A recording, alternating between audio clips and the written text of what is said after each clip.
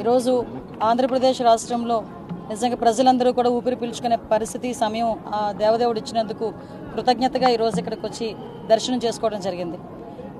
ఆంధ్రప్రదేశ్ ప్రజలందరూ కూడా లాస్ట్ 5 ఇయర్స్లోనే పడిన కష్టాలు మళ్ళీ తిరిగి పడకుండా కంపల్సరిగా చంద్రబాబు నాయుడు గారి ఆధ్వర్యంలో, పవన్ కళ్యాణ్ గారి నాయకత్వంలో, లోకేష్ బాబు గారి నాయకత్వంలో, ఎన్డీఏ అందరి నాయకత్వంలో కూడా ఆంధ్రప్రదేశ్ మంచిగా అభివృద్ధి పదంలో ముందుకెళ్తుంది. At the same time Chandrababu Naidu గారు ఎంతో నమ్మి ఆ దేవదేవుని ఆశీస్సులు తన హోమ్ మినిస్ట్రీ కూడా ఇవ్వడం జరిగింది. నా మీద పెట్టిన గురుతర బాధ్యతని ఎట్టి పరిస్థితుల్లోని ఎక్కడ నిర్లక్ష్యం లేకుండా నిర్వహిస్తానని మనస్ఫూర్తిగా తెలియజేసుకుంటున్నా. మీ అందరికీ తెలుసు ఎంత స్పీడ్గా ఉందో మన హోమ్ డిపార్ట్మెంట్ కూడా.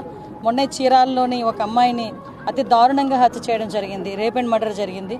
ఆ జరిగిన వెంటనే చంద్రబాబు నాయుడు గారు స్పందించి నన్ను అక్కడికి పంపించడం జరిగింది.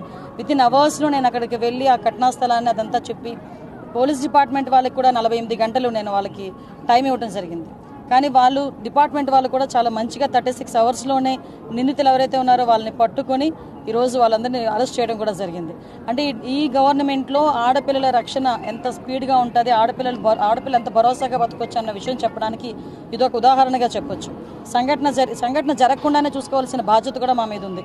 అట్ ద సేమ్ టైం గంజాయి డ్రగ్స్ని కూడా నిర్మించాల్సిన బాధ్యత కూడా మా మీద ఉంది. లాస్ట్ 5 సంవత్సరాలు వాళ్ళు పూర్తిగా గాలికి వదిలేశారు. ఇప్పుడు మేము అదంతా కూడా స్టిమ్యులేట్ చేసి ఒక 100 days ప్రోగ్రామ్ పెట్టుకొని రాబోయే కాలంలో డెఫినెట్గా గంజాయిని డ్రగ్స్ని కూడా కంపల్సరీగా నిలువరిస్తాం. మీకు అందరికీ తెలిసిందే 5 సంవత్సరాలు భక్తులు కూడా ఎంత ఇబ్బంది పడ్డారో. నేను ఇక్కడికి వచ్చిన తర్వాత భక్తులందరూ కూడా మమ్మల్ని వచ్చి, అమ్మ మంచి గవర్నమెంట్ వచ్చింది, మీరైనా తిరుమలని బాగు చేయండి, ఇప్పుడు మీరు బాగు చేస్తారు నమ్మకం ఉందని చెప్తూ ఉంటే ఈ 5 సంవత్సరాలు ఎంత దారుణంగా ఈ తిరుమల తయారైందో మనందరికీ కూడా తెలుసు.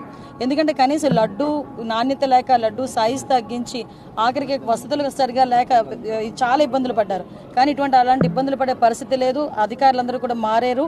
అందరూ కూడా ఈరోజు ప్రజలకు అనుగుణంగా ఎక్కడ కూడా ఇబ్బంది లేకుండా ఎవరైతే యాత్రికులు ఉన్నారో, మన భక్తులు ఉన్నారో, భక్తులందరికీ కూడా మంచి వసతులు అయితే కల్పించే ఏర్పాటు చేస్తాం.